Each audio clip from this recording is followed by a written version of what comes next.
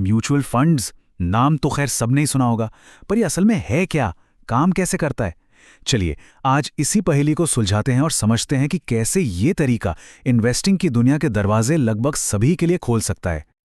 तो शुरुआत करते हैं भाग 1 से, निवेश की पहेली। हर कोई चाहता है कि पैसा बढ़े, लेकिन इन्वेस्टिंग शुरू कहाँ से करें और कैसे करें? ये वो पहेली और सबसे बड़ी कंफ्यूजन है जिसका सामना ज्यादातर लोग करते हैं। अपनी मेहनत की कमाई को बढ़ते हुए कौन नहीं देखना चाहेगा, है ना? ये एक ऐसी इच्छा है जो हम सभी में कॉमन है।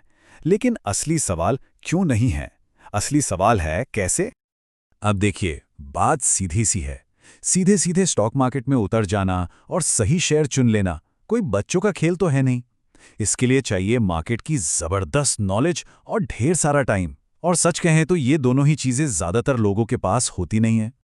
भाग 2, एक आसान समाधान। तो क्या इसका मतलब ये हुआ कि आम इंसान इन्वेस्टिंग से दूरी रहे? अरे बिल्कुल नहीं। और बस यहीं पर म्यूचुअल फंड्स एक बहुत ही शानदार सॉल्यूशन बनकर सामने आते हैं। तो आखिर ये म्यूचुअल फंड होता क्या है? इसे ना एक तरह की सामूहिक गुल्लक समझिए, जिसमें बहुत सारे लोग मिलकर अपना अपना पैसा डालते हैं।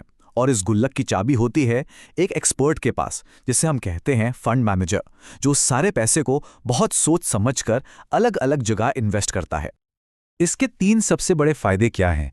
पहला है प्रोफेशनल मैनेजमेंट, मतलब निवेश का जो सिरदर्द वाला काम है ना, वो एक एक्सपर्ट के हवाले कर दिया जाता है। दूसरा, डाइवर्सिफिकेशन, यानी सारा पैसा एक ही जगह नहीं बल्कि कई अलग अलग जगह लगाया जाता है। इससे क्या होता है?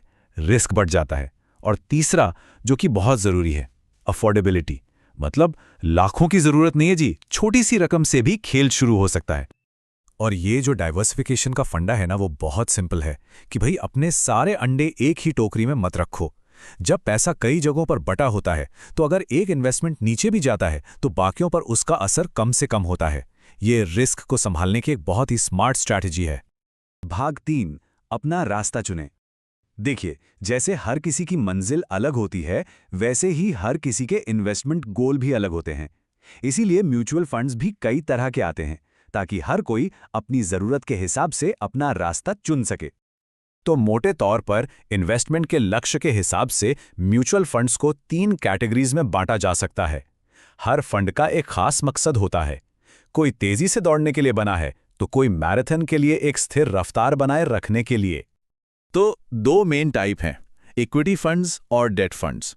इक्विटी फंड्स ज्यादातर पैसा शेयर्स में लगाते हैं और इनका मकसद होता है पूंजी को बढ़ाना, मतलब ग्रोथ। दूसरी तरफ डेट फंड्स बॉन्ड्स जैसी फिक्स्ड इनकम सिक्योरिटीज में इन्वेस्ट करते हैं, जिनका मकसद एक स्टेबल इनकम देना होता है। तो एक है ग्रोथ के लिए, दूसरा स्टेबिलिटी के लिए।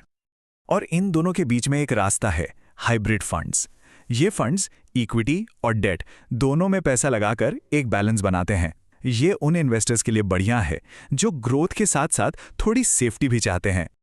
भाग 4, जोखिम बनाम रिटर्न। अब बात करते हैं उस एक शब्द की जिसे सुनकर ना कई लोग थोड़ा घबरा जाते हैं, रिस्क। लेकिन इन्वेस्टिंग में इसे समझना बेहद जरूरी है। यहां पर इन्वेस्टिंग का एक गोल्डन रूल याद रखना चाहिए। जहां ज्यादा रिटर्न की उम्मीद होती है, वहां रिस्क भी अक्सर ज्यादा ही होता है। ये एक ऐसा बैलेंस है जिसे समझना सही उम्मीदें सेट करने के लिए बहुत बहुत जरूरी है। इसे एक रिस्क की सीढ़ी की तरह देख सकते हैं। सबसे नीचे वाले पायदान पर हैं कम रिस्क वाले डेट फंड्स, बीच में आते हैं बैलेंस बनाने वाले हाइब्रिड फंड्स, और सबसे ऊपर हैं इक्विटी फंड्स, जिनमें रिस्क सबसे ज्यादा है लेकिन हाँ, रिटर्न की उम्मीद भी उतनी ही ज्यादा होती है। भाग 5, अपने लिए सही विकल्प ढूंढना। अच्छा, अब जब बेसिक बातें समझ आ गई हैं तो सवाल उठता है कि किसी इन्वेस्टर के लिए क्या सही है। सबसे अच्छा फंड कौन सा है? इस सवाल का कोई एक जवाब नहीं हो सकता।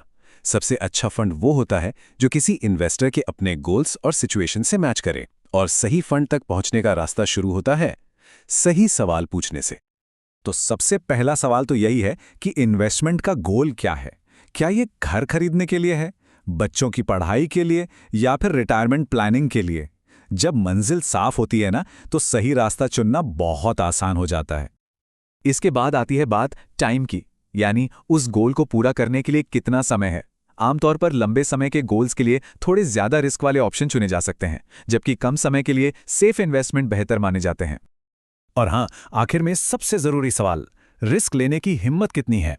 देखिए, मार्केट जब ऊपर नीचे होता है ना, तो हर किसी का दिल अलग अलग तरह से धड़कता है। तो ये समझना कि कोई इन्वेस्टर कितना रिस्क आराम से झेल सकता है, ये सबसे सबसे ज़रूरी है। तो शुरुआत करने के लिए एक सिंपल सा 3 स्टेप का प्लान है। पहला, अपने गोल सेट करें। दूसरा, अपनी रिस्क लेने की कैपेसिटी को समझें। और तीसरा, इन दोनों के बेसिस पर सही फंड कैटेगरी चुनें, इक्विटी, डेट या हाइब्रिड। तो अब जब म्यूचुअल फंड्स की बेसिक बातें क्लियर हो गई हैं, तो सोचने वाली बात यह है कि वो पहला फाइनेंशियल गोल कौन सा है जिसके लिए इन्वेस्टमेंट की शुरुआत करना वाकई में फायदेमंद होगा।